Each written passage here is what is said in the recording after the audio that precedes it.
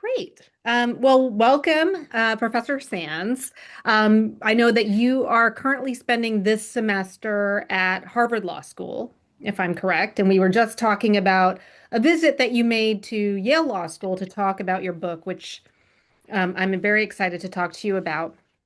Um, you know, one of the things that your book mentions is how everything is connected and how people are all, kind of in space and time, like all of these paths that intersect. And what's funny is that when I was reading this, I actually wondered whether you and I might have been at some point in Chile at the same time because I did a Fulbright after college in Colombia, but I went down and spent like 2 or 3 weeks with my roommate who was in Chile. This was in 1997. Then in 1998, in the summer, I did an exchange through the law school. I was a first year law student at the time. We did an exchange with the Universidad de Chile, Mm. and then they came up the following fall, and it was during they were literally these Chilean law students were at Yale Law School when we first got the news that Pinochet had been arrested Mm. in Mm. London. Mm. Um, and then I went back to Chile the following summer, and then I went back 10 years after that. So Mm. Santiago, Las Condes, like all these areas are familiar to me. And so when you're Yeah. reading this, I have all these waves of memories. And you went back there so many times that I wondered, I was like, we might have passed each other on the street at some point. So, Well, um, well, in fact, as you probably remember, I reached out to you because I heard you on some podcast. It may have been Ezra Klein, I can't remember. it was, yeah. And it was maybe a year ago. My book had not yet come out. And you made a very subtle and completely appropriate connection between various things that appeared to be happening in the United States and things that had happened in Chile after their September the 11th, 1973. And I thought that's interesting. And that was when I reached out to you, and we've been in touch ever since. And it's been very fruitful for me to have a wide range of contacts. And indeed, you are right. I'm in my mega office at Harvard Law School. They look after me extremely well. And I've just come from a class dealing with a case that I've been arguing at the International Court, the allegations of genocide against the Rohingya community in northern Rakhine State. In Myanmar, I act for the Gambia, and the students are a marvel. And the reason that I keep coming back to teach here is the students. They are extraordinary. Yes, I can imagine. Well, with regard to the comparison I made and the Ezra Klein podcast, I do want to get to that a little bit later, kind of on what our present moment is. But yes, this was what you're referring to is it was just when Kilmar Abrego Garcia had Yeah, been disappeared, basically. yeah, And, I think it was April, and I think people were still kind right, of trying to come to terms with right. like, what the F is even happening here? Um, and that's what I mean. I just started to think about this is, there was always this question of can we make the comparison to Hitler's Germany? And I was like, Right. this is actually Chile 1973. This is what this is seeming like now, where people just get, vans roll up and put you in, and then you're never seen again. Um, so maybe we can start there in Chile 1973. I'm sure I'm kind of looking at some of the faces on this Mm. call. I'm guessing that most people are familiar with the events of that year in Chile. But do you want to just give kind of a brief um, Sure, background sure. and kind of where 38 Londres Street Yeah, comes from?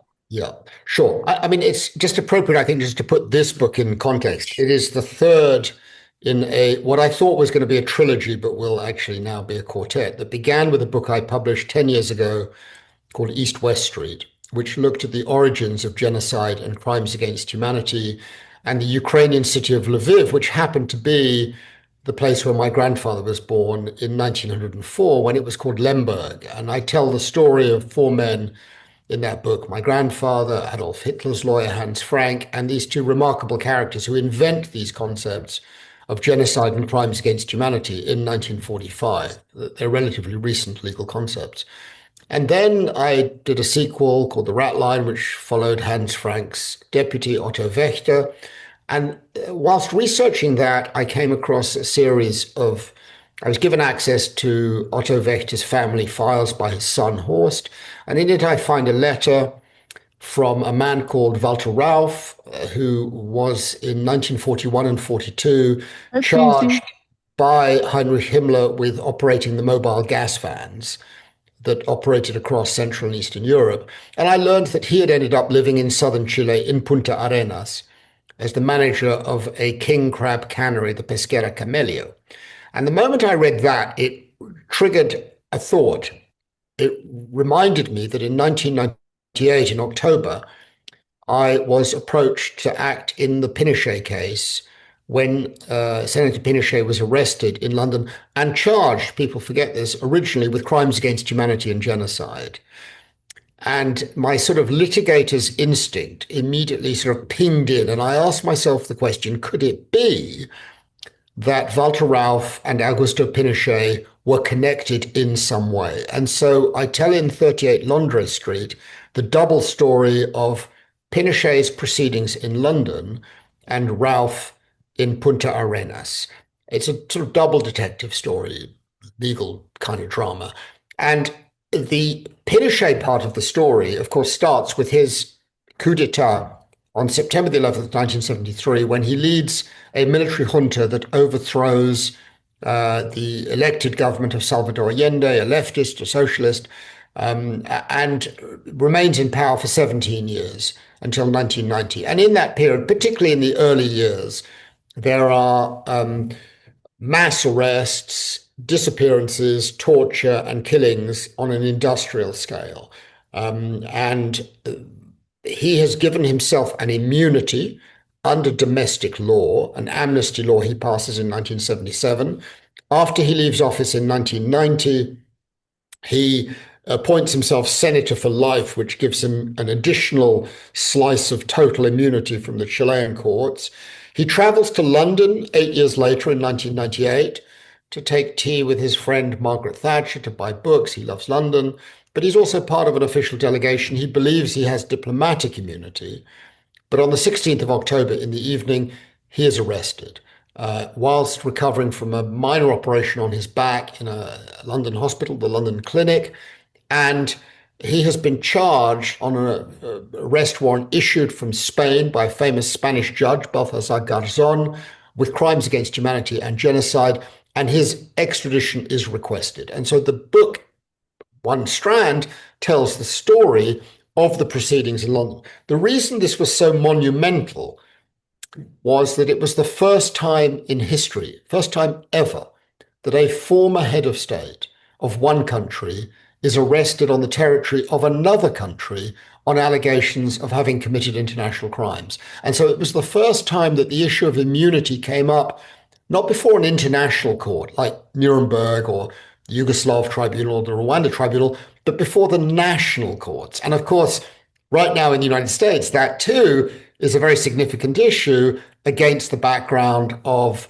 the US Supreme Court's decision in Trump versus the United States, appearing to give a rather far-reaching absolute or presumptive immunity to a former US president, apparently even for international crimes. We may come on to that in due course. I wrote a piece for the Atlantic magazine last autumn comparing the Pinochet case and the Trump case. Just one thing I think to make clear, I'm always very hesitant to make comparisons. Every situation is different. I'm teaching at Harvard. The United States in March 2026 is not Nazi Germany in 1934. And I don't think either has it descended into what has happened in Chile in the early 70s. And we can come back and talk about that.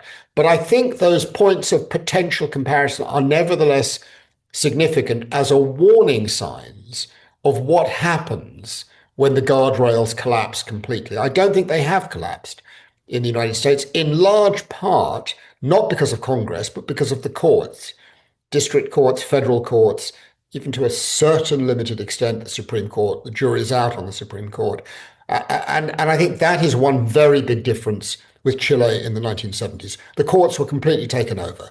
And Pinochet replaced all of the judges with his own people, and he granted himself a blanket immunity. And indeed, until he returned to Chile in 2000, between 1973 and 2000, there was not a single criminal case in the Chilean courts relating to any crimes or allegations of crimes in the Chilean courts. So it was a blanket black hole. Yes, and I think it's also worth pointing out that Chile is a part of the continental legal system. So packing the courts with loyalists is essentially like making your prosecutors loyalists, right? Because the judges are Yeah, the ones that investigate the crimes themselves. And so to have all of them in his pocket effectively it's not even like here where, some prosecutor could bring a case and then you have a judge that, like Judge Eileen Cannon in right, Mar-a-Lago that might rule on certain things. right. It was actually stymieing the investigations. And the immunity was about head of state immunity, Yes, right? And the head of state yes. immunity it was about whether so correct me if I'm wrong and you can explain this. So while heads of state are sitting, they are presumptively and they enjoy head of state immunity while they are serving. Absolute immunity, total immunity. Right. Yeah. Um, I guess even if they're war criminals, like they can Well, just cooperate around. the rationale for it is states need to be able to interact, and the president or prime minister of one country has to be able to go to another country without fear of being arrested or charged. Now, this is beginning to break down to a limited extent, as we've seen with Mr. Putin and Mr. Netanyahu, who have been indicted by the International Criminal Court, even though they are respectively a serving president and a serving head of government. But you have to tell this story, you have to go back to June 1945. Until that point, there'd been no case of a former head of state of any country, anywhere in the world, being indicted or indeed even investigated for international crimes. The closest you came was in 1918, the Treaty of Versailles opened the door to the indictment of Kaiser Wilhelm of Germany. But in fact, that never happened. He fled to the Netherlands, and the Dutch said, we're not going to investigate him, we're not going to prosecute him. Then along comes the Nuremberg Tribunal, and the chief prosecutor, on leave from the United States Supreme Court, and we owe a great deal to him, is Robert Jackson. And he writes a letter to President Truman in June 1945. And I put the text of it in the article in the Atlantic in case anyone's interested. And he says, look, immunity is an obsolete relic of the age of kings, and there will be no immunity for anybody before the Nuremberg Tribunal. Not for Karl Dönitz, who succeeded Adolf Hitler as Reichs Chancellor, as Führer, not for Hans Frank, who was the sovereign, if you like, for Nazi-occupied Poland. And Jackson's letter is very interesting because although he doesn't reference explicitly the US Constitution, he does say in his letter to President Truman, it's not who we are. That is a relic of the age of kings, which is very interesting when you then compare the Supreme Court's ruling in 2024, and you wonder what would have happened in 1945 if it had been not Robert Jackson, but John Roberts as chief prosecutor. We would have had a very different world scenario. But the upshot is no immunity at Nuremberg, no immunity at Tokyo, and that is then taken forward in the Yugoslav and Rwanda tribunals, no immunity, and then in the International Criminal Court statute. But the key point is these are international tribunals. And so the practice had been established over 50 years between 45 and 98. Once a head of state is out of office, they will have no immunity before an international criminal tribunal. But it left open the question of immunity for a former head of state or head of government before a national court. And that is what the House of Lords had to determine for the first time in history in November 1998. And, just so that people are aware, I was approached early on in the proceedings by Senator Pinochet's lawyers to act for him and to argue that he had absolute immunity and he could not be extradited to Spain. I'm a barrister, with the sort of English lawyers who wear wigs and like to get dressed up and stuff, and we do the arguments in